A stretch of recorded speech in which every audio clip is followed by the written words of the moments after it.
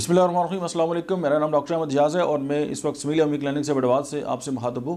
आज हम बात करेंगे हार्ट अटैक के बारे में कि हार्ट अटैक क्या होता है और उसके कौन से ऐसे रिस्क फैक्टर्स हैं जिनको हम खुद कंट्रोल कर सकते हैं और कौन से ऐसे रिस्क फैक्टर्स हैं जिनको हम खुद कंट्रोल नहीं कर सकते। सबसे पहले हम बात करेंगे कि हार्ट अटैक होता क्या है। हार्ट अटैक जो है बेसिकली एक ऐसी कंडीशन का नाम है कि जब जो फ्लो ऑफ ब्लड है वो हार्ट की तरफ जो है वो जाना बंद हो जाता है और किसी भी वजह से जो है जो आर्टरीज़ हैं, कॉरोनरी आर्टरीज़, उनके अंदर जो है वो ब्लॉकेज आ जाती है और दिल जो है वो उसकी तरफ खून जब नहीं जाता, ज़ाहिर है दिल को खुद अपना एक्टिविटी करने के लिए भी न्यूट्रिएंट्स, ऑक्सीजन की ज़रूरत होती है और हमारा जो ब्लड है वो तो एक कैरियर के तौर पे काम करता है। जब वहाँ की तरफ ब्लॉकेज हो जाती है तो फिर दिल जो है वो मतलब मरना स्टार्ट हो जाता है और इसको हम कहते हैं कि जी हार्ट अटैक हो गया। अब हार्ट अटैक में दो तरह की बातें हैं। एक वो रिस्क फैक्टर्स हैं जिनको हम खुद कंट्रोल कर सकते हैं और कुछ ऐसे रिस्क फैक्टर्स हैं जो हमारे कंट्रोल में नहीं है। पहले हम बात करेंगे कि ऐसे रिस्क फैक्टर्स जो हमारे कंट्रोल में नहीं है वो कौन से हैं।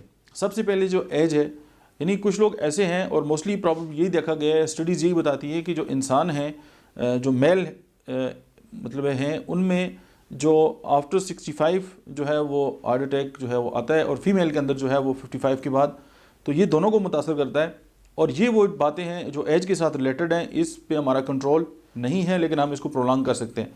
दूसरी जो है वो है जेंडर। अब मेल के अंदर टेंडेंसी ज़्यादा होती है हार्ट अटैक की, उनके काम ऐसे होते हैं और उनके अंदर ज़ाहिर है कुछ इस तरह की जो है वो जेनेटिकली जो चीज़ें हैं वो हैं एज़ कम्पेयर टू फीमेल, और वो जो है हम ज़ाहिर हमारे कंट्रोल में नहीं आती। तीसरी जो चीज़ है वो जीन्स हैं। अब जो कुछ मखसूस जीन्स ऐसे हैं जो मेल में जो है वो चांस जो है ज़्यादा होते हैं हार्ट अटैक के, तो ये भी हमारे कंट्रोल में, अब ज़ाहिर जेनेटिक कोडिंग जो है वो हमारे कंट्रोल में नहीं होती। अब हम ऐसे फैक्टर्स की बात करते हैं कि जो हमारे अपने कंट्रोल में हैं और उनको अगर हम जो रिस्क फैक्टर्स हैं उनको ओवरकम कर दें तो हम जो हार्ट अटैक से जो है वो प्रॉबेबली बच सकते हैं। और उसमें जो सबसे पहले है वो है हमारा कोलेस्ट्रॉल लेवल। अब देखिए कोलेस्ट्रॉल जो है वो दो तरह का है, एक है गुड कोलेस्ट्रॉल, एक है बैड कोलेस्ट्रॉल। अगर हमारी बॉडी के अंदर गुड कोलेस्ट्रॉल ज़्यादा होगा तो वो बैड ऑटोमेटिकली कम हो जाएगा, जब बैड ज़्यादा होगा तो गुड कोलेस्ट्रॉल कम होगा। तो अब हम एक को कहते हैं LDL जो बैड कोलेस्ट्रॉल है और एक HDL है जिसे हम गुड कोलेस्ट्रॉल कहते हैं। तो हमारी जो अगर हम इसके ऊपर नज़र रखें और इसका जो बैलेंस है, एक मखसूस रेशो है, इसको अगर हम मेंटेन रख दें तो ये मतलब है कि जो हार्ट अटैक का एक बहुत बड़ा जो फैक्टर है वो कम हो सकता है और ये हमारे अपने कंट्रोल में है। दूसरी चीज़ है डाइट।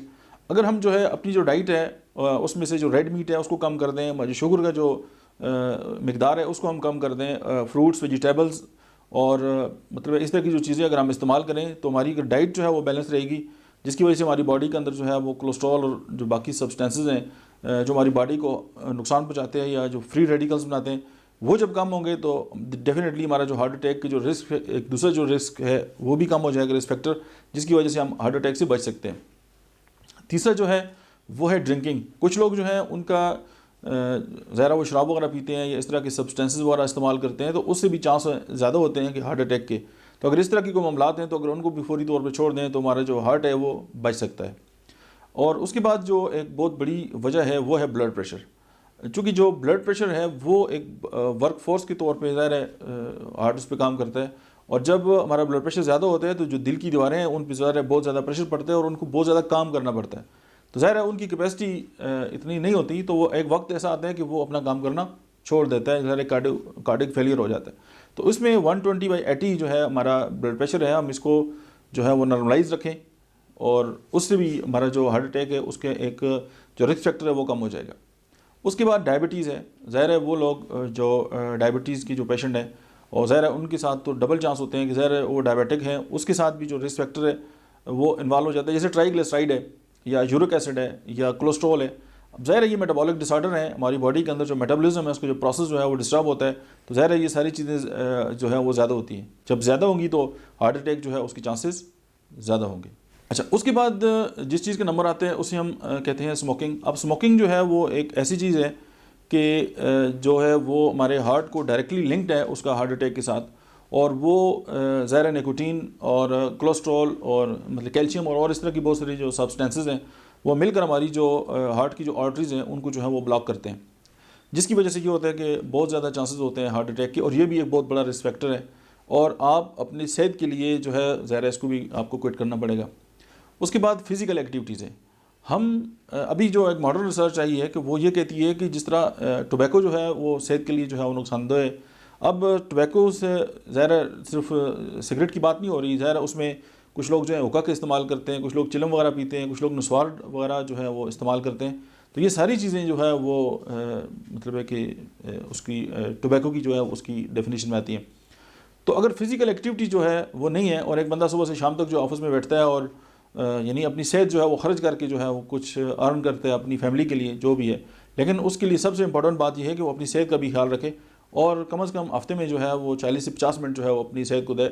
और अगर पर डे 20 मिनट एक बंदा अपनी सेहत को भी नहीं दे सकता तो फिर मैं समझता हूँ कि वो अपने साथ भी जो है वो कमिटेड नहीं है। और अपने आप पे तरस खाना छोड़ दें और अपनी जो सेहत है उसका ख्याल रखें, क्योंकि ये ज़िंदगी जो है अल्लाह की मानत है और वो ज़रूर पूछेगा कि आपने इसका किस तरह ख्याल रखा है।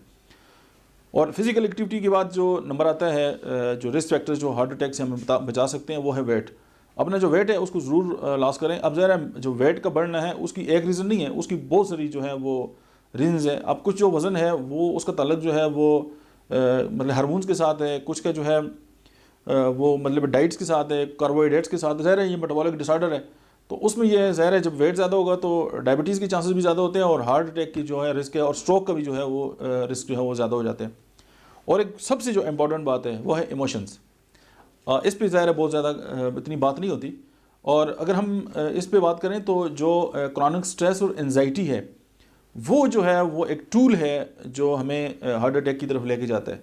आपने अक्सर ये देखा होगा कि वो लोग जो अंदर ही अंदर कोड़ते रहते हैं और अपने साथ जो है उनकी जो इमोशंस हैं वो नेगेटिव होते हैं, वो स्ट्रेस बहुत ज़्यादा लेते हैं या कोई भी जो चीज़ है वो उनको डिस्टर्ब जो है वो करती है। और ये जो क्रॉनिक एंजाइटी और स्ट्रेस है तो आगे चल के जो है वो लीड करता है उनको हार्ट अटैक की तरफ या स्ट्रोक की तरफ। अब ज़रा स्ट्रोक तो ब्रेन के जो सेल्स हैं उनके डेड होने का नाम है और हार्ट अटैक जो है वो हार्ट की जो सेल्स हैं उनके डेड होने का नाम है।